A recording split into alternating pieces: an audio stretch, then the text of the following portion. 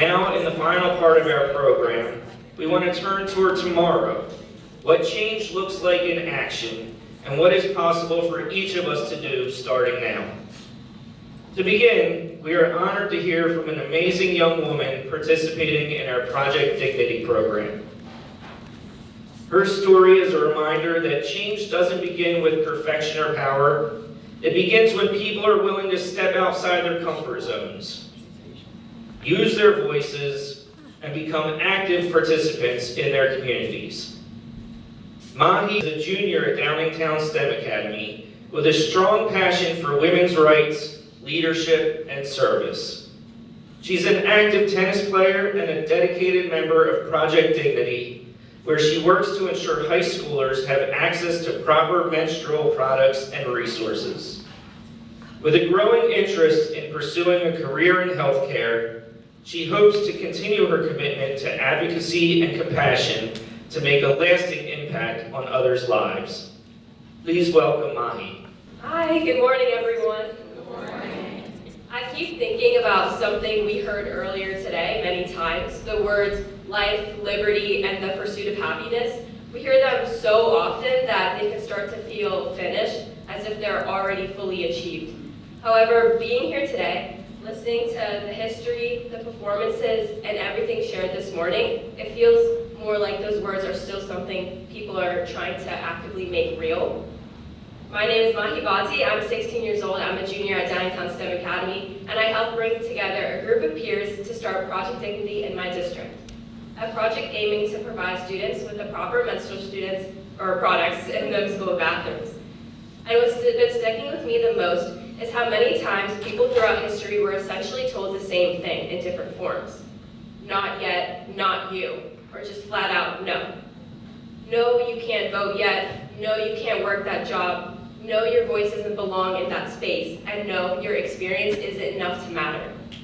What inspired me the most is that those people kept going anyway. They kept writing, organizing, and speaking even when it would be easier not to. I had never really done anything like Project Dignity in my life before, but suddenly I was sitting in on meetings and then later even speaking directly to adults in my districts that were in positions of power. And that felt intimidating in a way that I hadn't experienced before. At that point, I remember thinking it was surreal that I was having multiple meetings with my principal and vice principal, because usually that means you're in a lot of trouble rather than trying to implement a policy. But I kept thinking that I was just another student in the room, and at times I wasn't even sure I should be there in the first place. A driving factor of this project was the fact that despite many communities being treated as less than, they still spoke up. So even if I'm just viewed as another student, I'll make sure my voice will be heard.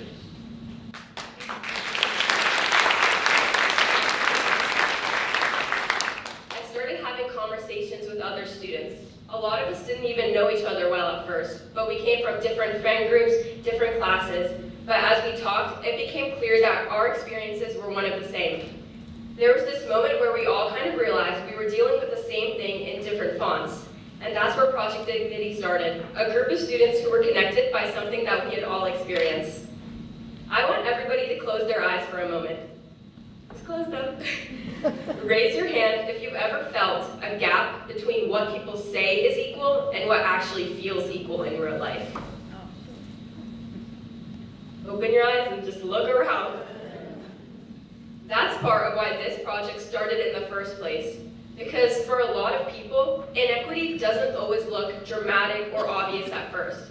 Sometimes it looks like missing class quietly, or sitting in a bathroom trying to figure out what to do, or feeling embarrassed over something completely natural. Our group decided to look into it. We surveyed more than 200 students across secondary schools, and what we found made it clear our stories were not individual. Over 70% of students reported using substitutes when they didn't have any products. Over 54% said they had to leave school or miss educational time because of it.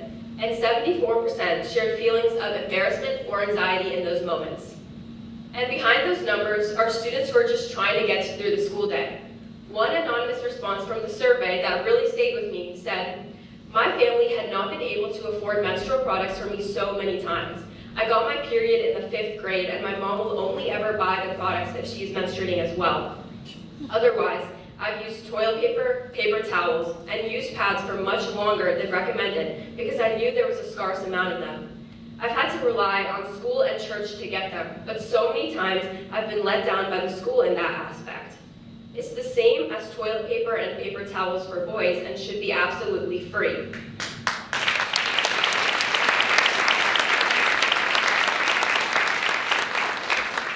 After gathering this data, we brought it to a district policy committee meeting and shared both the data and student stories. And what became clear is that the focus needed to shift from having products somewhere in the building, usually in the nurse's office, to students being able to actually access them when they need them, privately and consistently. Right now, that looks different depending on the schools. In some buildings, products are in the bathrooms, in others, they're only in the nurse's office. Access changes on where a student is, and that inconsistency is exactly the problem.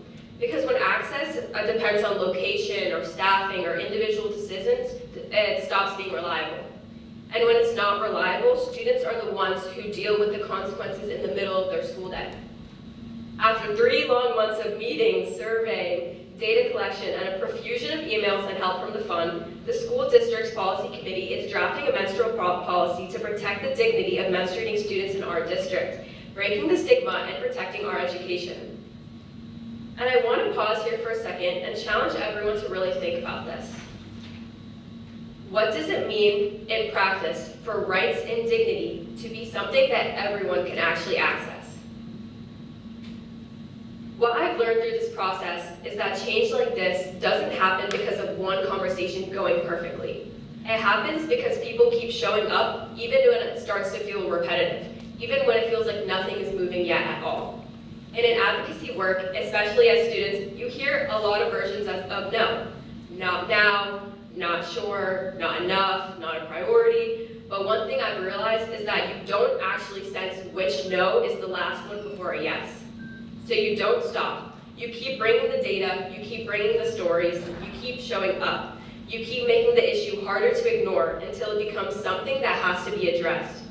Because when you look at the history we heard today, change comes from persistence, from people who keep speaking up even when they weren't immediately heard.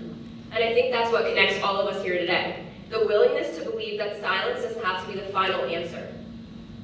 So as we move on to what comes next, I hope we don't think of tomorrow as something distant or abstract.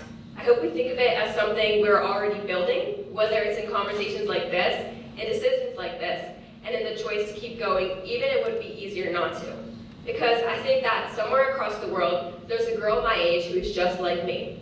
She has the same aspirations, the same grit, except she wouldn't ever be in a room like this. She wouldn't be a part of these conversations. She doesn't go to school and she's not asked what she thinks. And I don't understand why I get that chance and she doesn't. But I do understand what that asks of me. It means my voice is something I'm responsible for. And that responsibility shows up in the most moments when it would be easier to stay quiet. That's something I'm still learning, but it's also the reason I started speaking up now. Because a voice only matters if you choose to use it. It's for a better tomorrow. Thank you.